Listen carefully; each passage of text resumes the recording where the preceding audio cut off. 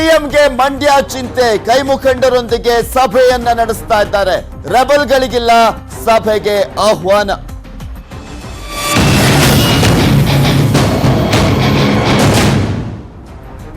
ಮಂಡ್ಯ ಕಾಂಗ್ರೆಸ್ ಬಂಡಾಯ ಶಮನಕ್ಕೆ ಯತ್ನವನ್ನ ಮಾಡಲಾಗ್ತಾ ಇದೆ. ಕಾಂಗ್ರೆಸ್ ಮತ್ತು ಜೆಡಿಎಸ್ ಸಭೆಯನ್ನ ಕರೆದಿದ್ದಾರೆ ಸಿಎಂ ಕುಮಾರಸ್ವಾಮಿ ಅವರು.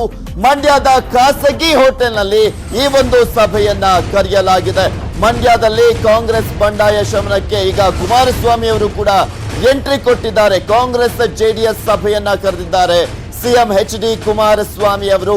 ಮಂಡ್ಯದ ಖಾಸಗಿ ಹೋಟೆಲ್ನಲ್ಲಿ ಈ ಒಂದು ಸಭೆಯನ್ನ ಕರೆಯಲಾಗಿದೆ. ಇಲ್ಲಿ ಪ್ರಮುಖವಾಗಿ ಕಾಂಗ್ರೆಸ್ ಜೆಡಿಎಸ್ ಇಬ್ಬರ ಒಂದು ನಾಯಕರನ್ನ ಕೂಡ ಕರೆಯಲಾಗಿರುವಂತದ್ದು. ಸಿಎಂ ಸಭೆಗೆ ಮಂಡ್ಯ ಕೈ ಮುಖಂಡರು ಕೂಡ ಭಾಗಿಯಾಗ್ತಾ ಇದ್ದಾರೆ. ಮಂಡ್ಯ ರೆಬಲ್ ನಾಯಕರಿಗೆ ಮಾತ್ರ ಸಭೆಗೆ ಆಹ್ವಾನವನ್ನ ನೀಡಿಲ್ಲ. ರೆಬಲ್ ನಾಯಕರ ಜೊತೆ ಚರ್ಚಿಸಲ್ವಾ ಸಿಎಂ ಅನ್ನುವ ಪ್ರಶ್ನೆ ಕೂಡ ಎದ್ದಿದೆ. ಸಭೆಗೆ ಆಹ್ವಾನವಿಲ್ಲ ಚಲುವರಾಯಸ್ವಾಮಿ ಅವರಿಗೆ, ಹಾಗೆ ಅವರ ಟೀಮ್ಗೆ, ಅಂದ್ರೆ ಅವರ ಟೀಮ್ ನಲ್ಲಿ ಇರುವಂತವರಾಗಿರುವಂತ ರಮೇಶ್ ಬಂಡಿ ಸಿದ್ದೇಗೌಡರಿಗೂ ಕೂಡ ಆಹ್ವಾನವನ್ನ ನೀಡಲಾಗಿಲ್ಲ. ಇಬ್ಬರು ಪ್ರಮುಖ ಕೈನ ರೆಬಲ್ ನಾಯಕರಿಗೆ ಕುಮಾರಸ್ವಾಮಿ ಅವರು ಯಾವುದೇ ರೀತಿಯಾದಂತ ಕರೆಯನ್ನಾಗ್ಲಿ ಸಭೆಗೆ ಆಹ್ವಾನವನ್ನಾಗ್ಲಿ ನೀಡಿಲ್ಲ.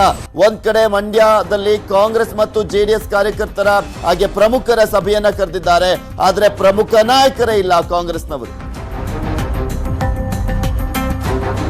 ಇನ್ನು ಈ ಕುರಿತಂತೆ ಹೆಚ್ಚಿನ ಡೀಟೇಲ್ಸ್ ಅನ್ನ ನೀಡ್ತಾರೆ ನಮ್ಮ ಪ್ರತಿನಿಧಿ ಕೃಷ್ಣ. ನೇರ ಸಂಪರ್ಕದಲ್ಲಿ ಜಾಯ್ನ್ ಆಗ್ತಾ ಇದ್ದಾರೆ. ಎಸ್ ಕೃಷ್ಣ, ಕಾಂಗ್ರೆಸ್ ಮತ್ತು ಜೆಡಿಎಸ್ ನಾಯಕರ ಸಭೆಯನ್ನ ಕರೆದಿದ್ದಾರೆ, ಆದ್ರೆ ಕಾಂಗ್ರೆಸ್ನ ಪ್ರಮುಖ ನಾಯಕರೇ ಇಲ್ಲ.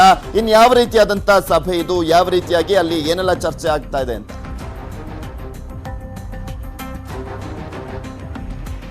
ಖಂಡಿತವಾಗ್ಲೂ ಈ ಒಂದು ಮಂಡ್ಯ ಕಾಂಗ್ರೆಸ್ನ ಸಮಾನ ಅಂದ್ರೆ ಅತೃಪ್ತ ನಾಯಕರ ಬಂಡಾಯ ಏನಿದೆ ಅದು ಮುಗಿಯೋದಿಲ್ಲ ಸದ್ಯಕ್ಕಂತೂ. ಯಾಕಂದ್ರೆ ಅವರು ರೆಬಲ್ ಆಗಿ ಇನ್ನೂ ಕೂಡ ಉಳಿದಿರುವಂತದ್ದು. ಇನ್ನೂ ಕೂಡ ಮುಖ್ಯಮಂತ್ರಿ ಎಚ್.ಡಿ. ಕುಮಾರಸ್ವಾಮಿ ಅವರಿಗೆ ಆ ಒಂದು ರೆಬಲ್ ನ ಅತೃಪ್ತ ಶಾಸಕರು ಏನಿದ್ದಾರೆ ಅವ್ರು ಇನ್ನೂ ಕೂಡ ಸಪೋರ್ಟ್ ಅನ್ನ ಮಾಡಿಲ್ಲ.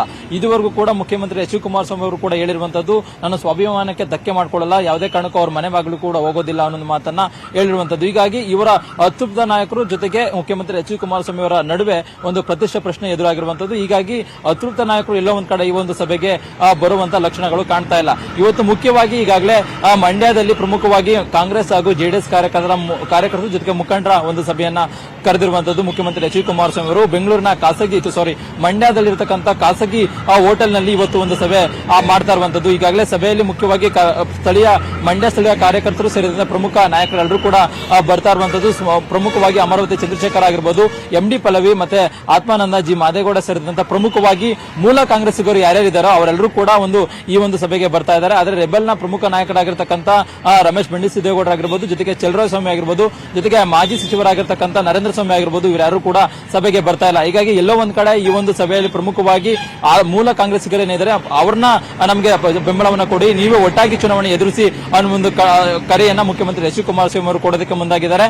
ಆದ್ರೆ ಅತೃಪ್ತ ನಾಯಕರು ಏನಿದ್ದಾರೆ ಅವ್ರನ್ನ ಯಾವುದೇ ಕಾರಣಕ್ಕೂ ಅವ್ರನ್ನ ಮಾತನಾಡಿಸದೇ ಇರೋದಕ್ಕೆ ಮುಖ್ಯಮಂತ್ರಿ ಎಚ್.ಡಿ. ಕುಮಾರಸ್ವಾಮಿ ಅವರು ನಿರ್ಧಾರ ಮಾಡಿರುವಂತದ್ದು. ಹೀಗಾಗಿ ಈ ಒಂದು ಅತೃಪ್ತ ನಾಯಕರ ನಡೆಯಿಂದಾಗಿ ಎಲ್ಲೋ ಒಂದ್ ಕಡೆ ಮುಂದಿನ ದಿನಗಳಲ್ಲಿ ದೊಡ್ಡ ಪರಿಣಾಮ ಬೀಳುವಂತ ಸಾಧ್ಯತೆ ಇದೆ.